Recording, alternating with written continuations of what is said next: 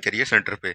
चलिए आज के इस वीडियो में हम लोग देखने वाले हैं ज्ञान बिंदु पे जो अभी होमवर्क सीट चलाया जा रहा है बिहार दरोगा के लिए। ये आज का आपका वीडियो 5 नंबर का होने वाला है, क्योंकि ये आपका आज का 5वां दिन का टेस्ट है। तो चलिए बिना देरी का हम लोग शुरुआत करते हैं। जो भी इसका पीडीएफ प्राप्त करना चाहते हैं वो टेलीग्राम पे ज्वाइन हो जाएंगे।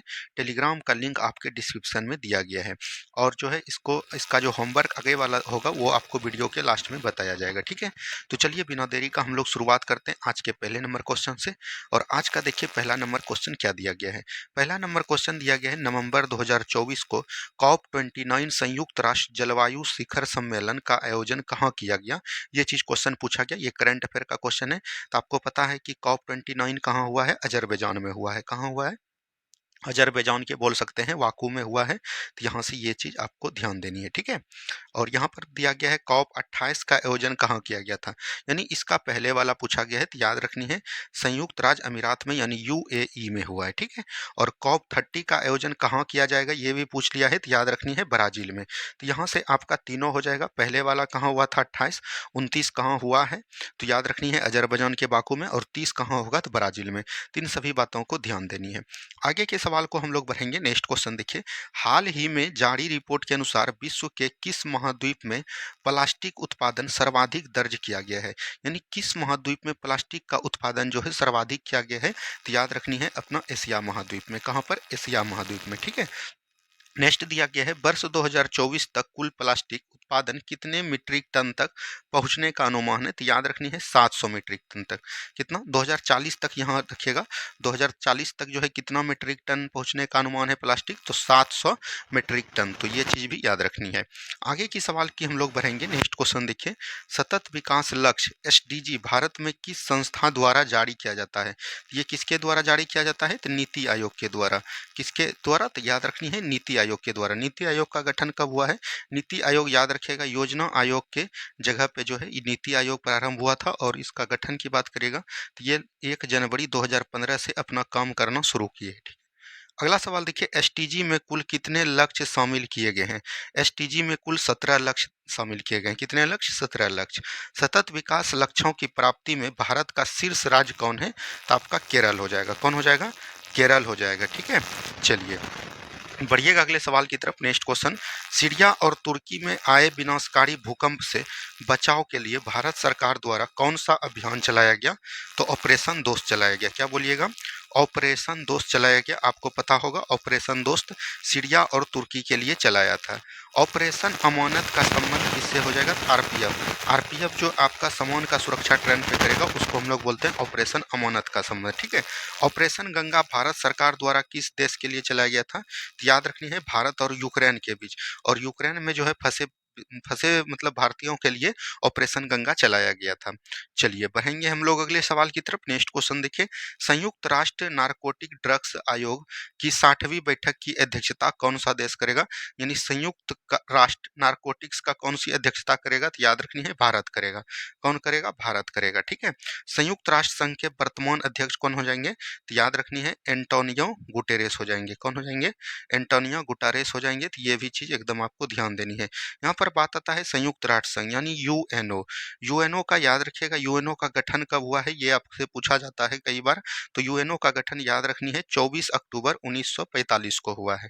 और बात करिएगा तो इनका मुख्यालय कहाँ हो जाएगा, हेडक्वार्टर जब भी आपसे पूछेगा तो न्यूयॉर्क ध्यान देना है।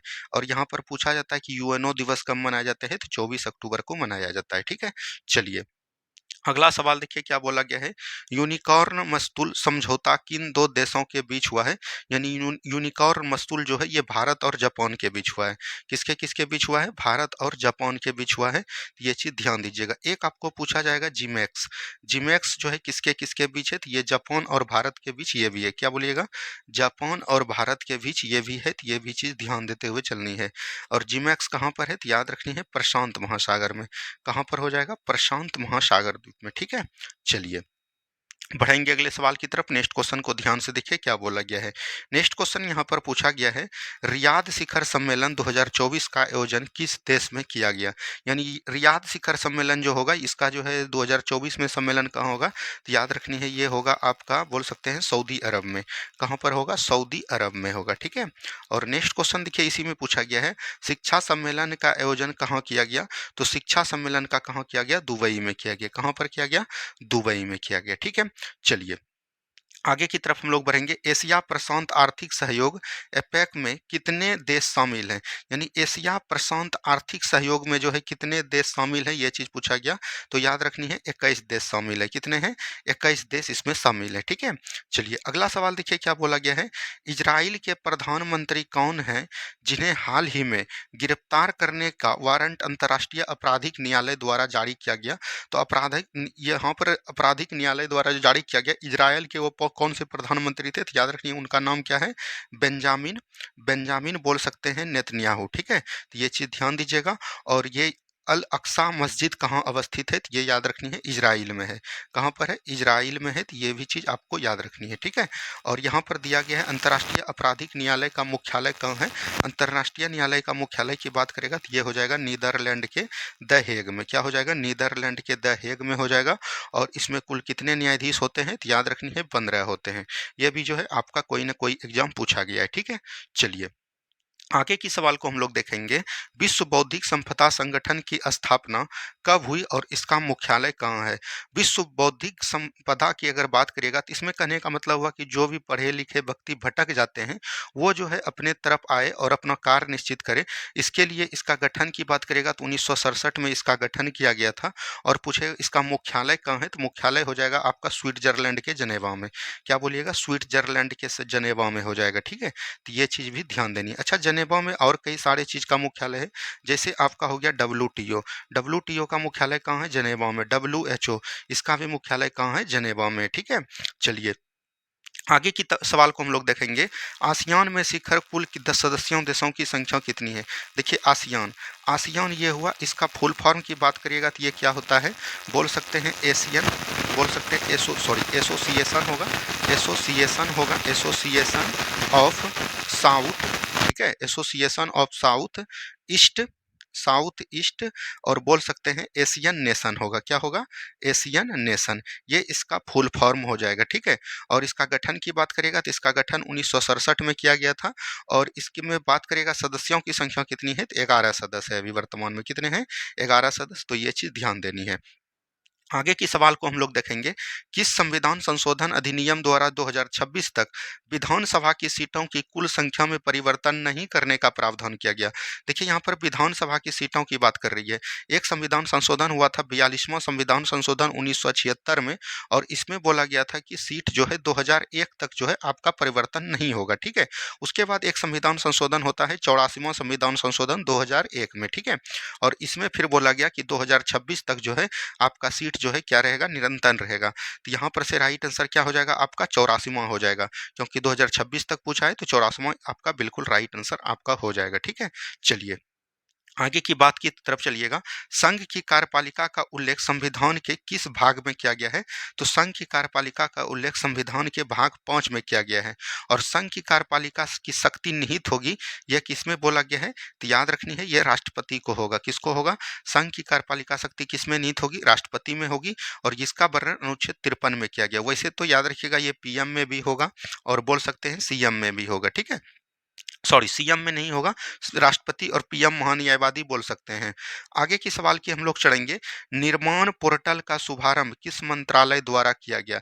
यानी निर्माण पोर्टल का शुभारंभ की बात करेगा तो किसके द्वारा किया गया है, तो याद रखनी है कोयला मंत्रालय द्वारा। किसके द्वारा बोलिएगा, कोयला मंत्रालय के द्वारा शुरुआत किया गया है, ठीक है। चलिए बढ़ेंगे आगे सवाल की तरफ। नेक्स्ट क्वेश्चन देखिए क्या बोला गया है।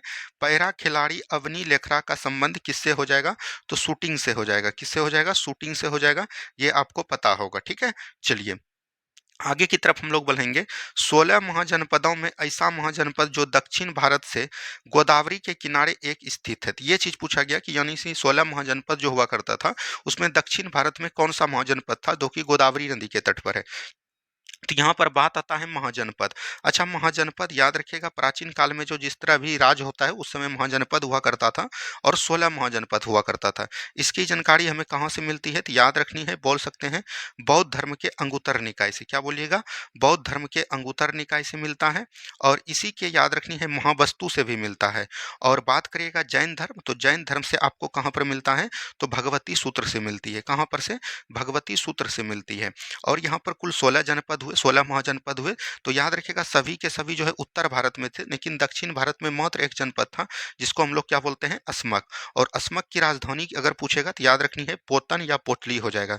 क्या हो जाएगा, पोतन या पोटली। तो ये भी चीज एकदम आपको ध्यान देते हुए चलनी है, ठीक है। चलिए आगे की सवाल को हम लोग देखेंगे। प्रथम विश्व युद्ध का तत्कालीन कारण क्या था तथा युद्ध किस संधि के तहत समाप्त हुआ। देखिए, प्रथम विश्व युद्ध की बात करेगा तो 1914 से 1918 तक चला है। और ये समाप्त की बात करेगा तो ये जो है बोल सकते हैं बरसाई की संधि के तहत हुआ। वैसे तो कई संधि हुआ, लेकिन सबसे महत्वपूर्ण अगर बात करेगा तो बरसाई की संधि के तहत समाप्त हुआ। और इसमें ये युद्ध जो प्रारंभ हुआ था किसके, बोल सकते हैं ऑस्ट्रेलिया का एक राजकुमार था, बोल सकते हैं ऑस्ट्रेलिया का राजकुमार फर्डिनेंड की हत्या बोल सकते हैं, ठीक है। ऑस्ट्रेलिया के राजकुमार फर्डिनेंड की हत्या बोल सकते हैं। और ये हत्या कहाँ पर हुआ था, तो इसको हम लोग सेरोजेवा हत्याकांड भी बोल सकते हैं। क्या बोल सकते हैं, सेरोजोवा हत्याकांड भी, इसको सेरोजोवा हत्याकांड के नाम से भी इनको हम लोग जानते हैं, ठीक है। ये भी चीज ध्यान दीजिएगा। और इस युद्ध में एक था मित्र राष्ट्र और एक था धुरी राष्ट्र। और इस युद्ध में याद रखनी है प्रथम विश्व युद्ध में भारत जो है ब्रिटेन का साथ दे रहा था और ब्रिटेन जो है मित्र राष्ट्र के साथ था। तो आप बोल सकते हैं कि अगर पूछा जाएगा कि प्रथम विश्व युद्ध में भारत किसके साथ था, तो मित्र राष्ट्र के साथ था, ठीक है। चलिए आगे की सवाल को हम लोग देखेंगे।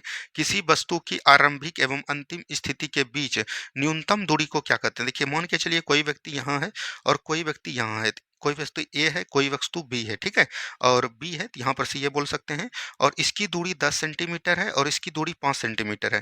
तो ये जो होगा आपका सबसे न्यूनतम दूरी होगा। और न्यूनतम दूरी को हम लोग क्या बोलते हैं, विस्थापन बोलते हैं। तो इसका राइट आंसर क्या हो जाएगा, विस्थापन हो जाएगा, ठीक है। चलिए आगे की सवाल को हम लोग देखेंगे।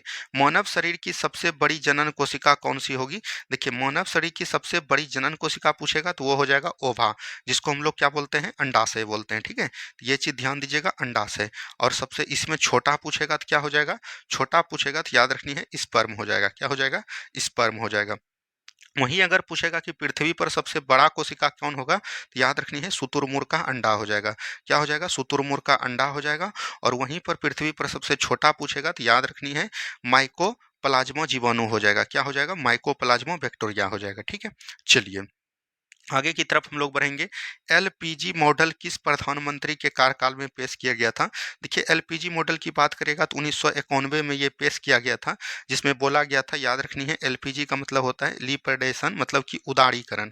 क्या होता है, उदारीकरण। उसके बाद पी का मतलब होता है प्राइवेटाइजेशन, यानी कि निजीकरण, ठीक है, निजीकरण होता है। और जी का मतलब होता है ग्लोबलाइजेशन, मतलब कि बोल सकते हैं वैश्वीकरण। ये चीज बोला गया था। और इसको किसके द्वारा ये किसका था, मतलब बोल सकते हैं सोच। तो ये थिंकिंग था मनमोहन सिंह का। और मनमोहन सिंह उस समय बोल सकते हैं वित्त मंत्री के रूप में था। और ये जो लाया गया था उस समय पीएम की बात करेगा तो पीएम का कार्यकाल किसका था, तो याद रखनी है पीवी नरसिम्हा राव। क्या बोलिएगा, पीवी नरसिम्हा राव, पीवी नरसिम्हा राव। और पीवी नरसिम्हा राव का कार्यकाल की बात करेगा तो 1991 से लेकर 96 तक था। तो इसी के द्वारा जो है ये चीज पारित किया गया था। और पीवी नरसिम्हा राव पीएम बनने से पहले आंध्र प्रदेश के मुख्यमंत्री भी रह चुके हैं, ठीक है। चलिए आगे की सवाल को हम लोग देखेंगे। पटचित्र एक प्रकार की चित्रकला है और इसका संबंध किस राज्य से होगा। पटचित्र एक प्रकार का बोल सकते हैं चित्रकला है और इसका संबंध जो है उड़ीसा राज्य से होगा। कहाँ से होगा, उड़ीसा राज्य से होगा, ठीक है। चलिए आगे की सवाल को हम लोग देखेंगे। मानव विकास सूचकांक के प्रकाशित करने के कितने आधार हैं। तो मानव विकास सूचकांक यानी कि बोल सकते हैं ह्यूमन डेवलपमेंट इंडेक्स। और इसका अभी वर्तमान में अगर बात करिएगा रैंक कितना है, तो 134वां रैंक है, आपको पता है। और इसको जारी करने का बोल सकते हैं कितना आधार है, 3 आधार है। कितना आधार है, 3 आधार है। एक होता है आपका बोल सकते हैं जीवन प्रत्याशा, ठीक है, जीवन प्रत्याशा। उसके बाद बोल सकते हैं शिक्षा, ये कल भी हमने आपको बताया था। और एक बोल सकते हैं इनका हो जाएगा कौन, प्रति व्यक्ति आय। क्या बोलिएगा, प्रति व्यक्ति आय के आधार पर जो है 3 आधार से हम लोग मानव विकास सूचकांक को दर्शाते हैं, निकालते हैं। आगे की तरफ हम लोग बढ़ेंगे। लाल सेना और चेका सेना का संबंध किस क्रांति से है? तो रूसी क्रांति से। किससे हो जाएगा? रूसी क्रांति से संबंधित हो जाएगा। और रूसी क्रांति कब हुआ है? 1917 में हुआ है। कब हुआ है? 1917 में। ठीक है, चलिए आगे सवाल की तरफ हम लोग बढ़ेंगे। केंद्र राज्य संबंध को सुधारने एवं राज्यों की स्वायत्तता संबंधी मांगों की सिफारिश किस आयोग द्वारा की गई थी? तो केंद्र राज्य संबंध कौन हो जाएगा? तो आपका हो जाएगा, याद रखनी है, सरकारिया आयोग। क्या बोलिएगा? सरकारिया आयोग। ठीक है, सरकारिया आयोग की बात करिएगा। सरकारिया आयोग का गठन कब हुआ था? तो इनका गठन हुआ था 1983 में। और 1983 में गठन हुआ और ये अपना रिपोर्ट कब दिए थे? तो ये भी बात याद रखनी है, रिपोर्ट दिए थे, लेटेस्ट रिपोर्ट 1988 में दिए थे। तो ये भी चीज ध्यान दीजिएगा। और इन्हीं के रिपोर्ट पे जो है अंतर्राज्यीय परिषद का गठन हुआ। क्या बोलिएगा? अंतर्राज्यीय परिषद का गठन हुआ। और अंतर्राज्यीय परिषद का गठन की बात करेगा तो इनका संविधान में अनुच्छेद की बात करिएगा तो 263 आर्टिकल में है। और इसका अध्यक्ष कौन होते हैं? यानी कि प्रेसिडेंट होते हैं, तो बोल सकते हैं राष्ट्रपति होते हैं। ठीक है, चलिए बढ़ेंगे अगले सवाल की तरफ। निजता का अधिकार, राइट टू प्राइवेसी, संविधान के किस अनुच्छेद में संबंधित है? तो अनुच्छेद 21 में संबंधित है। अनुच्छेद 21 में बोला गया है प्राण एवं दैहिक स्वतंत्रता, आपको जीने का अधिकार है, ये चीज बोला गया अनुच्छेद 21 में। अच्छा, अनुच्छेद 21 जो है किस संविधान भाग में है? तो भाग 3 का ये हो जाएगा आर्टिकल। और भाग 3 कहाँ से कहाँ तक है? तो बोल सकते हैं 12 से लेके 35 तक है। और इसको हम लोग क्या बोलते हैं? तो इसको हम लोग बोलते हैं मौलिक अधिकार। अब बात करिएगा यहाँ अनुच्छेद 12 में क्या बोला गया है? तो अनुच्छेद 12 में बोला गया है मतलब मौलिक अधिकार की परिभाषा। 13 में बोला गया है ये न्यायालय में अपरिवर्तनीय होगा। 14 में बोला गया है विधि के समक्ष समानता। 15 में बोला गया है, याद रखनी है, धर्म जाति लिंग के आधार पर किसी में भेदभाव नहीं किया जाएगा। 16 में बोला गया है अवसर की समानता। 17 में बोला गया है अस्पृश्यता कांड यानी छुआछूत कांड। 18 में बोला गया है उपाधियों कांड। अनुच्छेद 19 में बोला गया अभिव्यक्ति की स्वतंत्रता। 20 में बोला गया है दोष सिद्धि के संरक्षण। 21 में बोला गया है प्राण एवं दैहिक स्वतंत्रता या निजता का अधिकार। और 22 में बोला गया है गिरफ्तारी के विरुद्ध संरक्षण। 23 में बोला गया है बलात्श्रम या बेगारी प्रथा। 24 में बोला गया है 14 वर्ष के कम बच्चे को जो है कारखाना में शामिल नहीं करना है। 25 में बोला गया है धार्मिक स्वतंत्रता। 26 में बोला गया है धार्मिक कार्यों का प्रबंधन। 27 में बोला गया है कोई भी धार्मिक कार्य के लिए आप अगर धन इकट्ठा कर रहे हैं तो उस पर टैक्स नहीं लगाएगा। 28 में बोला गया है कोई भी विद्यालय अगर सरकारी पैसे से पूर्णतः चल रहा है तो वहां पर धार्मिक शिक्षा नहीं दी जाएगी। 29 में बोला गया है अल्पसंख्यक वर्गों के हितों का संरक्षण। और 30 में बोला गया है, आपको याद रखनी है, अल्पसंख्यक वर्ग या हित होगा, अल्पसंख्यक वर्ग के जितने भी जाति होंगे वो अपना शिक्षक संस्थान खोल सकते हैं और वहां पर शासन प्रशासन कर सकते हैं। 31 में था आपका संपत्ति का अधिकार जो कि निरस्त कर दिया। और 32 में हो जाएगा आपका संवैधानिक उपचार। तो इतना आर्टिकल को मौलिक अधिकार से आपको ध्यान देनी है। ठीक है, डेली डेली आप जुड़े रहिए, आपको टोटल आर्टिकल जो है याद हो जाएगा।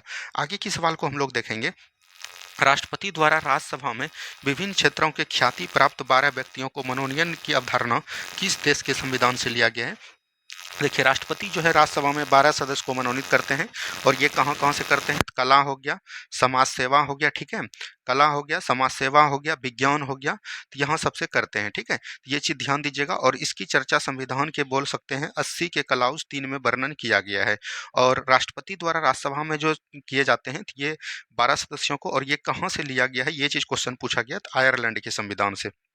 कहाँ से लिया गया है? आयरलैंड के संविधान से लिया गया है। तो यहाँ चीज, ये सब चीज को भी एकदम ध्यान देते हुए चलनी है। अब देखिए यहाँ पर राष्ट्रपति के बारे में पूछ रहा है, तो राष्ट्रपति की चर्चा संविधान 52 में की गई है। 53 में बोला गया है राष्ट्रपति की कार्यपालिका शक्ति। 54 में बोला गया निर्वाचन मंडल यानी राष्ट्रपति के चुनाव में कौन कौन भाग लेंगे। 55 में बोला गया निर्वाचन पद्धति यानी राष्ट्रपति का चुनाव जो है एकल संकरणीय मत प्रणाली द्वारा होगा। 56 में राष्ट्रपति का कार्यकाल है। 57 में राष्ट्रपति का पुनर्निर्वाचन यानी दोबारा निर्वाचन हो सकते हैं। और 58 में राष्ट्रपति बनने की क्या क्या योग्यता है। 59 में शर्त है। और 60 में आपका शपथ है। और 61 में आपका महाभियोग है। ठीक है, चलिए आगे की सवाल को हम लोग देखेंगे। नेक्स्ट क्वेश्चन को ध्यान से देखिए। 2011 के जनगणना के अनुसार न्यूनतम महिला साक्षरता और न्यूनतम पुरुष साक्षरता वाला राज्य कौन है? 2011 की जनगणना के अनुसार न्यूनतम महिला साक्षरता पूछेगा तो वो आपका हो जाएगा राजस्थान। कौन सा राज्य हो जाएगा? राजस्थान राज्य हो जाएगा न्यूनतम। और अगर पुरुष में पूछेगा तो ये हो जाएगा अपना बिहार। तो ये भी चीज ध्यान दीजिएगा। और अगर जनगणना की बात करिएगा तो जनगणना का प्रारंभ भारत में किसके काल में हुआ था? तो 1872 के काल में हुआ था। और किसके, उस समय भारत के गवर्नर कौन थे? तो लॉर्ड मेयो थे। लेकिन पूछेगा नियमित जनगणना 1881 से जो स्टार्ट हुआ उसमें उस समय कौन थे? तो याद रखनी है भारत के गवर्नर रिपन थे। ये दोनों बात को ध्यान देते हुए चलनी है। आगे की सवाल को हम लोग देखेंगे।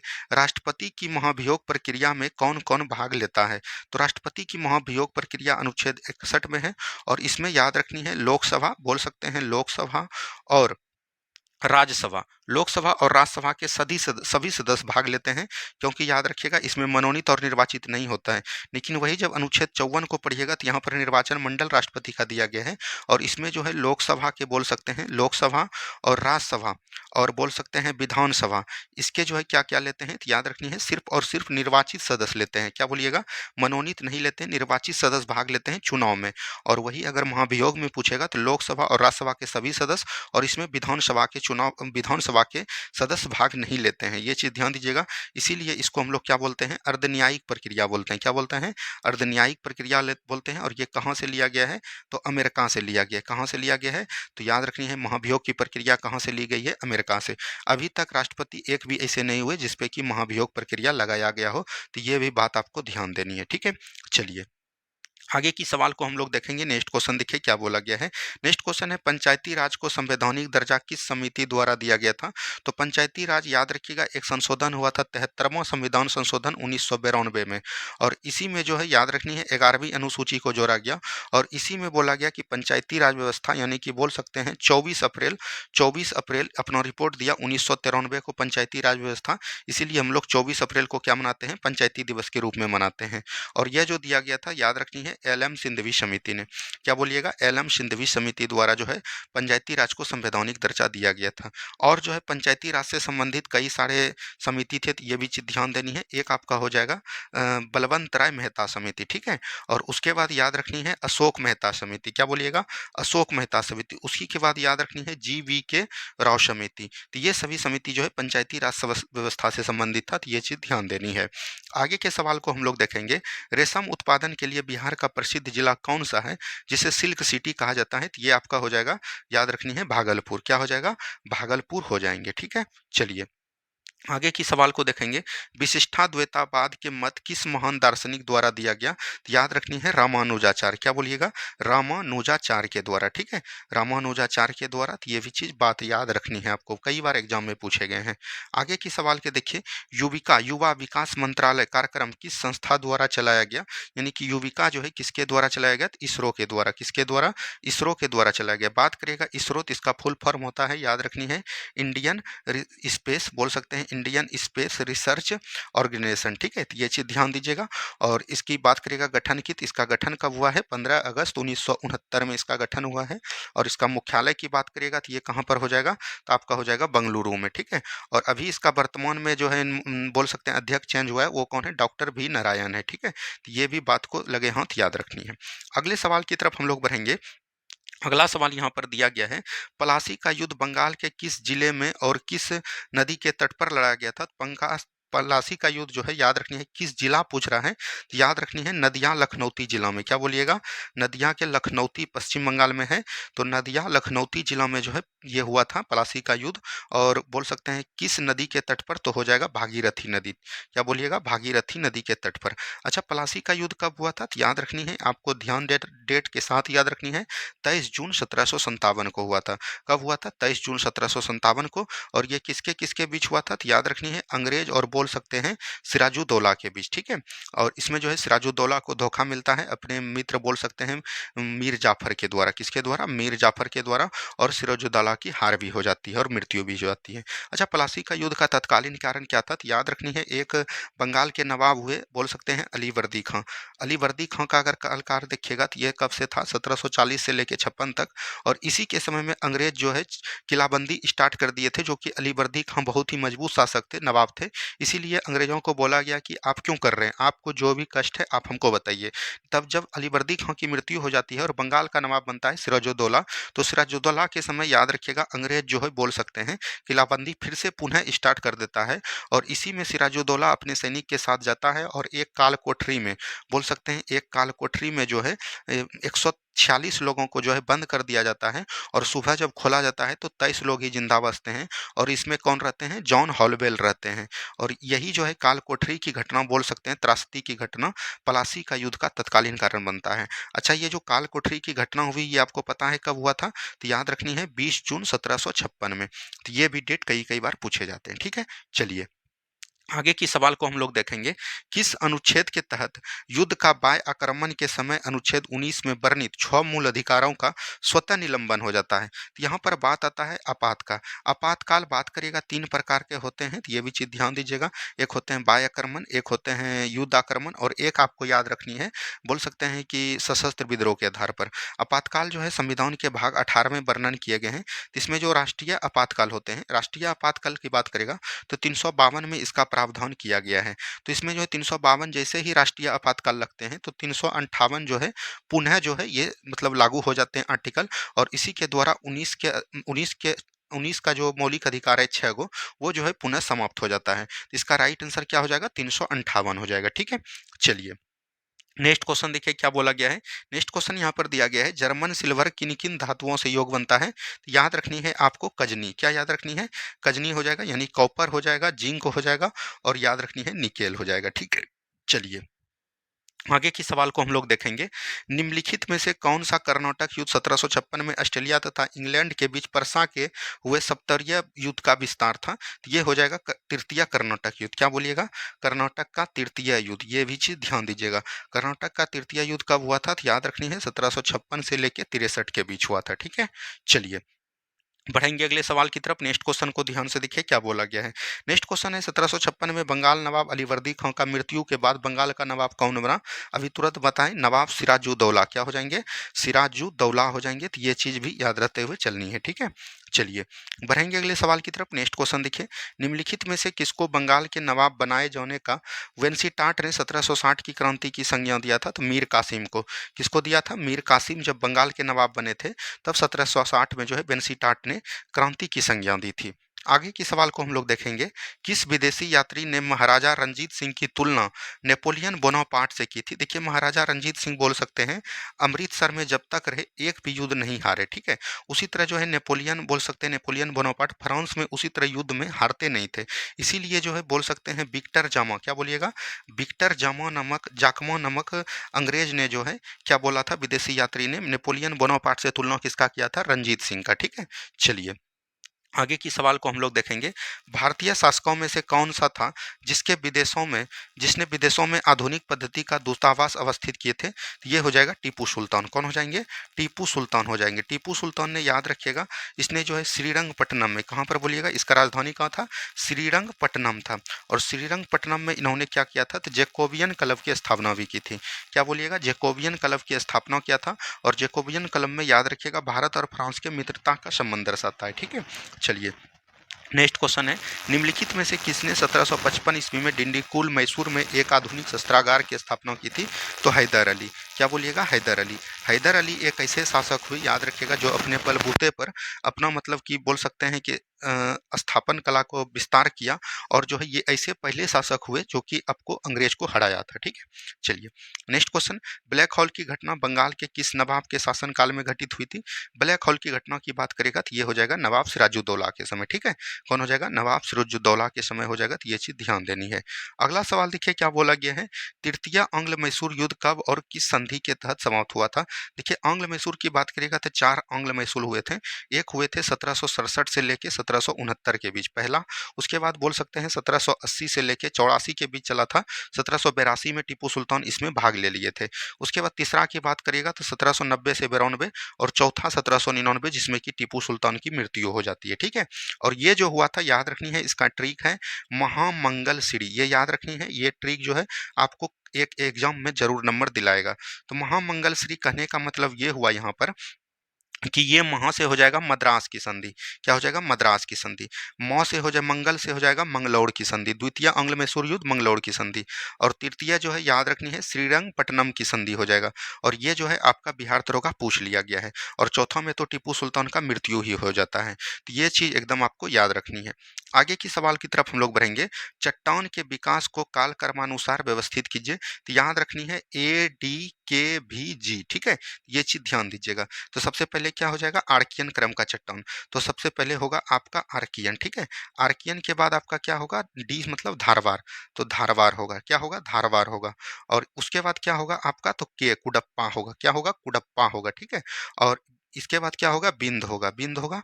और उसके बाद जी से एक और याद रखिएगा, इसमें नहीं दिया गया है, गोंडवाना। तो ये जो है आपका क्रम है। तो यहाँ पर से पूछा गया कि कौन कौन होगा, तो 3 4 1 2 हो जाएगा। ठीक है, तो ये चीज याद रखनी है। बढ़ेंगे अगले सवाल की तरफ। नेक्स्ट क्वेश्चन को ध्यान से देखिए क्या बोला गया।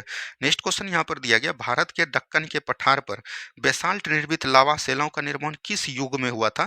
तो ये किस युग में बोला गया है, तो याद रखनी है क्रीटेशियस युग में हुआ था। किसमें हुआ था, क्रीटेशियस युग में देखने को मिलता है। ठीक है, चलिए अगली सवाल की तरफ हम लोग बढ़ेंगे।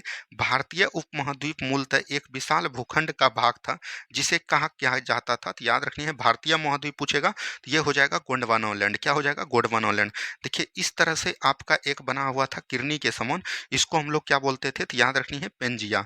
क्या बोलते थे, पेंजिया बोलते थे। और इसके चारों तरफ जो जल का विस्तार था उसको हम लोग क्या बोलते थे, पेंथेलासा बोलते थे। क्या बोलते थे, पेंथेलासा। और इसी में जब बोल सकते हैं विवाद हुआ, मतलब कि भूकंप हुआ, और दो जो बने, एक बना आपको याद रखनी है अंगारा लैंड, और एक आपका बना याद रखनी है गोंडवाना लैंड। तो ये चीज एकदम आपको याद रखनी है। ठीक है, चलिए अगली सवाल की तरफ हम लोग बढ़ेंगे। पेंजिया के विखंडन के फलस्वरूप लेरेसिया और गोंडवाना के बीच की जलराशि को क्या कहा जाता है। इसको हम लोग टेथित सागर के नाम से जानते हैं। क्या बोलेंगे, टेथित सागर के नाम पे जानते हैं। ठीक है, चलिए अगली सवाल देखिए, कौन सी चट्टान प्रणाली खनिज संसाधन की दृष्टि से संपन्न चट्टान है। ये हो जाएगा धारवाड़ क्रम का चट्टान। कौन हो जाएगा, धारवाड़ क्रम का चट्टान। जहां भी होगा वहां खनिज संसाधन होगा। और याद रखिएगा गोंडवाना क्रम का चट्टान जहां भी होगा वो कोयला के लिए प्रसिद्ध होगा। तो ये दोनों बातों को याद रखनी है। आगे की सवाल की तरफ हम लोग बढ़ेंगे। महाद्वीप विस्थापन का सिद्धांत किसने द्वारा दिया गया था। तो याद रखिएगा एक वैज्ञानिक हुए, उसका नाम था अल्फ्रेड वेगनर। क्या बोलिएगा, अल्फ्रेड वेगनर ने यह सिद्धांत दिया था। तो ये चीज आपको ध्यान देनी है। आगे की सवाल को देखेंगे। ज्वालामुखी उद्गार से निकले लावा को लावा के ठंडा होने पर किस चट्टान का निर्माण हुआ, तो आग्नेय चट्टान का निर्माण हुआ। क्या बोलिएगा, आग्नेय चट्टान का निर्माण हुआ। ठीक है, तो ये चीज ध्यान देनी है। आगे की सवाल देखिए, भारत में सबसे पुरानी और सबसे नवीनतम चट्टान कौन हो जाएगा। सबसे पुरानी पूछेगा तो ये हो जाएगा आर्कियन क्रम का चट्टान। क्या बोलिएगा, आर्कियन क्रम का चट्टान। और सबसे नया पूछेगा तो आपका अभी तुरंत हमने बताया गोंडवाना क्रम का चट्टान। ठीक है, तो ये चीज ध्यान दीजिएगा, ADKVG। ठीक है, चलिए नेक्स्ट क्वेश्चन देखिए, भारत में कोयला उत्खनन करने वाला भौमकीय सेल समूह किस नाम से जाना जाता है। मतलब भारत में जो उत्पादन करता है उसको हम लोग बोलते हैं, याद रखनी है गोंडवाना। क्या बोलिएगा, अभी तुरंत हमने बताया गोंडवाना क्रम का चट्टान। ठीक है, चलिए आगे की सवाल को देखिए। भारत का अपने पड़ोसी देश के मध्य अंतर्राष्ट्रीय सीमा का विस्तार का आरोही क्रम यानी घटते क्रम। तो आपको पता है कि भारत जो है 7 देशों के साथ स्थलीय पड़ोसी देश बनाते हैं, जिसमें सबसे पहले आपका कौन आता है, बांग्लादेश आता है। बांग्लादेश के बाद आपका कौन आता है, चीन आता है। चीन के बाद आपका क्या आता है, पाकिस्तान आता है। पाकिस्तान के बाद आपका क्या आता है, नेपाल। नेपाल के बाद आपका क्या आता है, म्यांमार आता है। ठीक है, और म्यांमार के बाद बात करिएगा तो आपका क्या आ जाएगा, भूटान आ जाएगा। और भूटान के बाद आपका क्या आ जाएगा, अफगानिस्तान। तो यहाँ से ये सब चीज़ ध्यान देनी है। तो यहाँ पर देखिए आपको बात करेगा बांग्लादेश कितना किलोमीटर, तो 4096 किलोमीटर। चीन जो है कितना, 3488 किलोमीटर। पाकिस्तान की बात करेगा तो 3323 किलोमीटर। नेपाल जो है 1751 किलोमीटर। म्यांमार जो है 1643 किलोमीटर। और भूटान जो है 699। और अफगानिस्तान 106। तो आरोही क्रम में पूछ रहा है तो इधर से आप ले लीजिएगा। ठीक है, तो ये हो जाएगा आपका आरोही क्रम यानी बढ़ते क्रम में। ठीक है, तो जब आप हमारे साथ ये सब डिस्कस करते होंगे तो आपको ये सब प्रश्न में कोई दिक्कत नहीं होगा, क्योंकि हम कई बार आपको बिहार दरोगा को जो अभी प्रीवियस सेट चल रहा है वहां पर ये सब हमने आपको कर दिया है। ठीक है, चलिए नेक्स्ट क्वेश्चन है, भारत शासन अधिनियम 1935 के अनुसार प्रस्तावित संख्या विधेयका का उच्च सदन का नाम क्या था। ये चीज पूछा गया कि उच्च सदन का नाम क्या था। तो उच्च सदन की बात करेगा तो क्या हो जाएगा, काउंसिल ऑफ स्टेट हो जाएगा।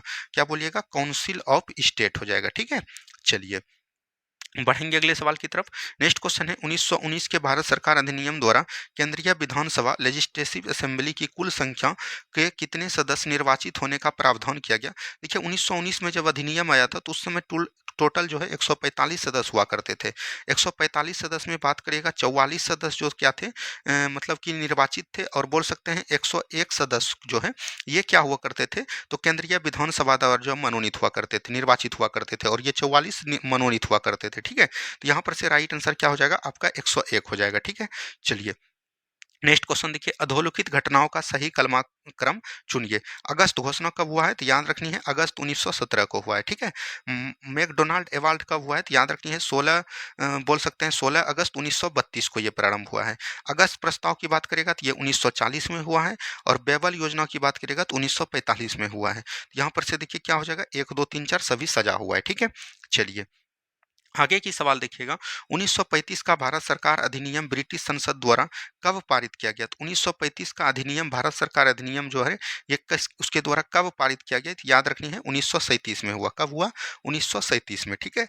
चलिए अगला सवाल देखिए, भारत के गवर्नर जनरल की मंत्रिपरिषद में प्रथम बार एक भारतीय सदस्य की नियुक्ति का प्रावधान किया गया, ये किस अधिनियम में किया गया? तो याद रखनी है भारतीय बोल सकते हैं, भारत के गवर्नर जनरल की परिषद में प्रथम बार जो हुआ ये 1909 के अधिनियम में किया गया, और सर्वप्रथम जो बोल सकते हैं कार्यकारिणी गवर्नर के रूप में शामिल हुआ उनका नाम क्या था? तो याद रखनी है सर सत्येंद्र प्रसाद सिन्हा। क्या बोलिएगा? सर सत्येंद्र प्रसाद सिन्हा हो जाएंगे, ठीक है। ये भी बात को एकदम आपको याद रखनी है। चलिए अगला सवाल देखिए क्या बोला गया है, भारत सरकार अधिनियम 1919 के अंतर्गत भारत की विधेयका में शामिल है। यानी कि भारत सरकार अधिनियम 1919 के अंतर्गत जो है भारत की विधेयका में शामिल कौन हो जाएगा? तो याद रखनी है केंद्रीय बोल सकते हैं, एक हुआ केंद्रीय विधानसभा। क्या बोलिएगा? केंद्रीय विधानसभा। और एक आपका हो जाएगा राज्य विधानसभा। क्या बोलिएगा? राज्य परिषद। क्या हो जाएगा? राज्य परिषद हो जाएगा। और ये जो केंद्रीय विधानसभा हो इसी को अभी हम लोग वर्तमान में क्या बोलते हैं? लोकसभा। और राज्य परिषद को क्या बोलते हैं? राज्यसभा के नाम से जानते हैं, ठीक है। चलिए नेक्स्ट क्वेश्चन देखिए क्या बोला गया है, निम्नलिखित में से किस अधिनियम के द्वारा केंद्र में द्वैत शासन की स्थापना किया गया? केंद्र में द्वैत शासन की स्थापना 1935 के अधिनियम में किया गया, और वहीं अगर पूछेगा प्रांत में द्वैत शासन की स्थापना कब किया गया? 1919 के अधिनियम में। और बोलेगा प्रांत में द्वैत शासन की अधिनियम को, द्वैत शासन के समाप्त कब किया? तो 1935 के अधिनियम में। ये तीनों फैक्ट को याद रखनी है आपको। अगला सवाल देखिए, महिलाओं को वोट देने का अधिकार पहली बार किस अधिनियम में दिया गया? देखिए एक 1892 का अधिनियम आया, इसमें बोला गया अप्रत्यक्ष चुनाव प्रणाली। क्या बोलिएगा? अप्रत्यक्ष चुनाव प्रणाली। और एक आया 1919 का अधिनियम, इसमें सबसे पहले बोला गया प्रत्यक्ष चुनाव। क्या बोलिएगा? प्रत्यक्ष चुनाव। तो प्रत्यक्ष चुनाव होगा तभी तो वोट देगा, तो इसमें जो है सबसे पहले महिलाओं को वोट देने का अधिकार दिया गया। तो ये चीज भी आपको याद रखनी है, ठीक है। चलिए अगला सवाल देखिए, किस अधिनियम ने पहली बार केंद्रीय बजट को राज्य के बजट से अलग कर दिया? यानी किस अधिनियम ने पहली बार केंद्रीय बजट को राज्य बजट से अलग कर दिया? तो याद रखनी है 1919 का अधिनियम। क्या बोलिएगा? 1919 का अधिनियम, ठीक है। चलिए अगला सवाल देखिए क्या बोला गया है, निम्नलिखित में से किस एक अधिनियम के अंतर्गत अंग्रेजों ने भारत में पहली बार सांप्रदायिक निर्वाचन मंडल प्रणाली को आरंभ किया? तो ये 1909 के अधिनियम में। कहाँ पर? 1909 के अधिनियम में। और इसको हम लोग बोलते हैं, ये भी पूछा गया आपके दरोगा में, पहली बार सांप्रदायिक निर्वाचन प्रणाली, मतलब कि बोल सकते हैं कि जो भी सांप्रदायिक निर्वाचन प्रणाली मतलब कि जितने भी अल्पसंख्यक वर्ग के वर्ग होंगे उसका अलग से चुनाव करवाना, ये चीज बोला गया। और इसको हम लोग बोलते हैं मार्ले मिंटो सुधार अधिनियम। क्या बोलते हैं? मार्ले मिंटो सुधार अधिनियम के भी नाम से जानते हैं। और 1909 का जब अधिनियम आया था उस समय पूछ सकता है ब्रिटेन का प्रधानमंत्री कौन था? तो याद रखनी है लॉर्ड जॉर्ज हो जाएंगे। कौन हो जाएंगे? लॉर्ड जॉर्ज हो जाएंगे, ठीक है। चलिए बढ़ेंगे अगले सवाल। सॉरी 1909 में अगर पूछेगा तो ये आपका हो जाएगा दोस्तों, ये 1919 में थे, ठीक है। और अगर 1909 में पूछेगा तो याद रखनी है एच एच एक्विथ हो जाएंगे। क्या हो जाएंगे? एच एच एक्विथ हो जाएंगे, ठीक है। चलिए बढ़ेंगे अगले सवाल की तरफ, प्रांतों में आंशिक उत्तरदायी सरकारें निम्नलिखित में से किस एक एक्ट के अधीन गठित की गई थी? यानी प्रांत में आंशिक उत्तरदायी सरकार जो निम्नलिखित में से किस एक्ट के द्वारा किया गया था? तो याद रखनी है 1919 के अधिनियम में। कहाँ पर? 1919 के अधिनियम में। नेक्स्ट क्वेश्चन देखिए, 1919 के अधिनियम में द्वैत शासन धारणा को जिस व्यक्ति ने परिचय कराया वह कौन था? मतलब कि द्वैत शासन धारणा को जिस बोल सकते हैं व्यक्ति ने परिचय कराया उसका क्या नाम था? यहाँ पर ये चीज पूछा गया। तो इस व्यक्ति का अगर नाम की बात करेगा तो इनका नाम जो है आपका क्या हो जाएगा? 1919 के अधिनियम में द्वैत शासन धारणा को जिस व्यक्ति ने परिचित कराया वह कौन था? तो इसका आंसर आपको हम कमेंट बॉक्स में दे देंगे, ध्यान नहीं आ रहा है तो एक बार इसको देख लीजिएगा आप लोग, ठीक है।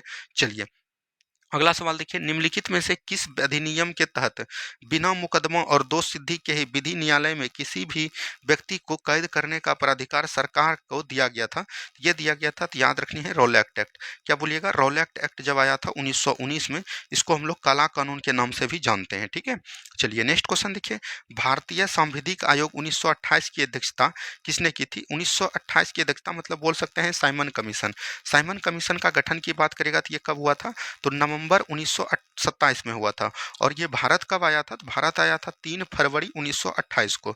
और इसमें जो है कुल 7 सदस्य थे, सातों के सातों सदस्य बोल सकते हैं ब्रिटेन के थे, इसीलिए इसका बहिष्कार किया गया। और इसकी अध्यक्षता किसने किया था? तो याद रखनी है, इसकी अध्यक्षता की बात करेगा, कई बार एग्जाम में पूछा गया, तो याद रखनी है सर जॉन साइमर हो जाएंगे। कौन हो जाएंगे? Sir John Simon. ठीक है, चलिए बढ़ेंगे हम लोग अगले प्रश्न की तरफ। नेक्स्ट क्वेश्चन को ध्यान से देखिए। निम्नलिखित में से किस अधिनियम द्वारा संवैधानिक निरंकुशता का सिद्धांत परिवर्तित किया गया? यानी किस अधिनियम द्वारा संवैधानिक निरंकुशता को सिद्धांत का परिवर्तित किया गया? तो याद रखनी है 1935 के अधिनियम। क्या बोलिएगा? 1935 का अधिनियम। ठीक है, चलिए नेक्स्ट क्वेश्चन देखिए। औपनिवेशिक भारत में एक संघीय अदालत की स्थापना डैश के अधिनियम के अंतर्गत की गई? 1935 के अधिनियम में। और यह स्थापना कब किया गया? 1937 में किया गया। ठीक है, चलिए अगला सवाल देखिए क्या बोला गया। भारतीयों को वर्ष 1947 में सार्वभौमिक सत्ता सौंपने की योजना निम्न में से किस योजना से?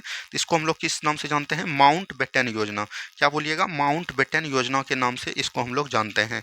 और माउंटबेटन योजना कब हुआ था? तो याद रखनी है 3 जून 1947 को, इसीलिए हम लोग इसको 3 जून की योजना भी बोलते हैं।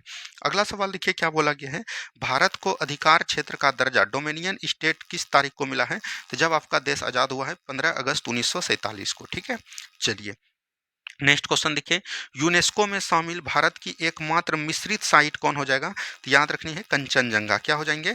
कंचनजंगा। कंचनजंगा कहाँ पर है? तो आपको याद रखनी है सिक्किम में है। कहाँ पर हो जाएगा? सिक्किम में। ये एक मिश्रित धरोहर है।